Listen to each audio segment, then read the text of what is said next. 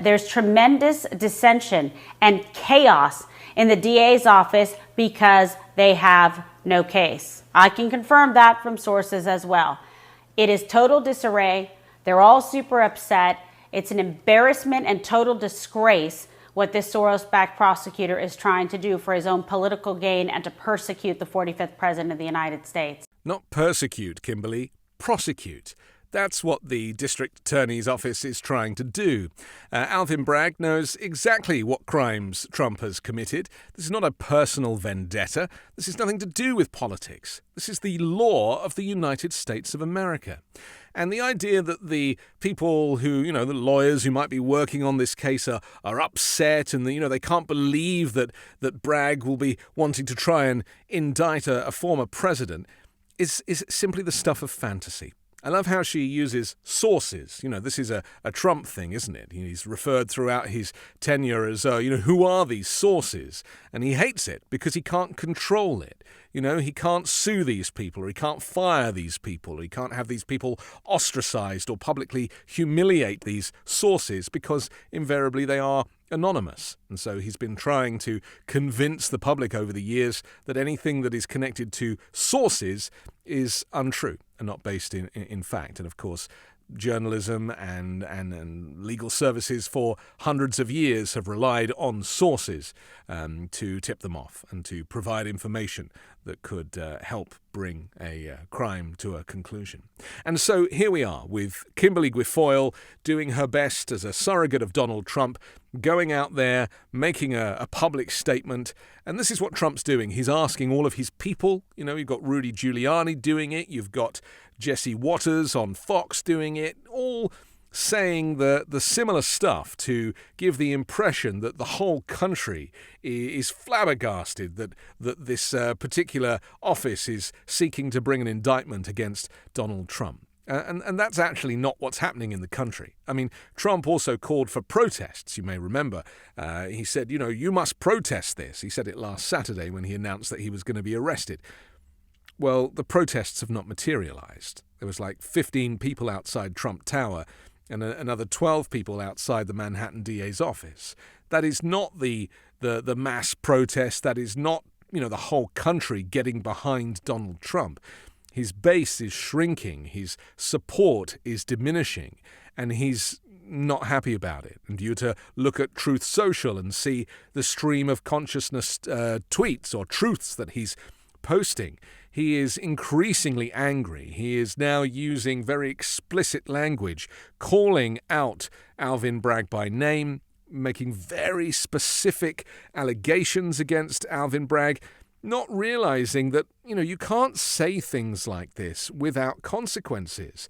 And a lot of the stuff that, this hatred that's coming out of his face is really in itself evidence against him. It just exposes him as being a nasty, evil criminal. It exposes him. It doesn't show that, I'm innocent. That's not the kind of guy I am. I'm a genuine person. I would never pay off a porn star so she, didn't go public about me before an election. He's not that guy. I mean, just look at the rhetoric against Alvin Bragg and the Manhattan DA's office. It is the same evil and hatred that he employs throughout his business dealings and throughout his presidency. And so, really, the true measure of the man is being exposed now. But a very interesting twist to this whole story is Trump publicly saying on Saturday last that he was going to be arrested by the Manhattan DA's office on Tuesday. Well, Tuesday has been and gone. And it never happened. There was no arrest, and it turned out that the grand jury had no plans to reconvene. And so in the process of making that announcement, which I presume was so that he could fundraise, play the victim card, there are rumors or reports that he wanted to be, taken out of Mar-a-Lago in handcuffs so that he could turn it into like a theatrical spectacle. It's being said that by saying that, even just announcing that he was going to be arrested, and then causing 3 congressional Republicans to write this letter to the Manhattan DA's office requesting from Alvin Bragg, because of this impending arrest, that they want to investigate the investigator, that they want to get information from him about this case so that they can do their own investigation because they think it's illegal what he's doing. That in itself, making that announcement that he's going to be arrested and then having those Republicans write that letter, which Alvin Bragg incidentally brushed off with a response that basically said, it was 3 pages long, but it basically said, no. You have no jurisdiction over me. And that is the important separation of politics, politicians, and U.S. law. The actual approach to the Manhattan DA's office by these Republicans is in itself illegal. There is a suggestion now that could be against the law of New York State.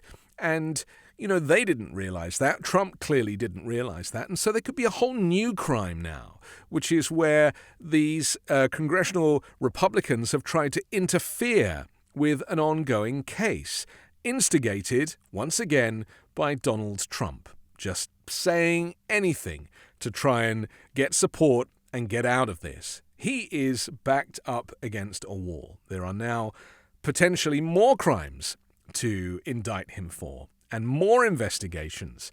Jack Smith has had breakthroughs, we're hearing as well. He is, of course, the special counsel looking into the overturning of the election, the insurrection, as well as, of course, the Espionage Act, the idea that he had stolen classified documents and kept them at Mar-a-Lago.